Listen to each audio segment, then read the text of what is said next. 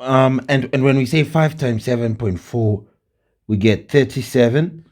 15 times 2, we get 30. 10 times 1, we get 10. 5 times 0.8, we get 4. Now that we have this, here we have our frequency, and we have answered the question, which says construct a frequency table. So that's all you needed to do, and you would have done, you would have answered the problem. What was the secret in knowing that frequency density is frequency over width? Which means to get frequency, this guy, you take width to the other side and you say frequency density times the width gives you frequency.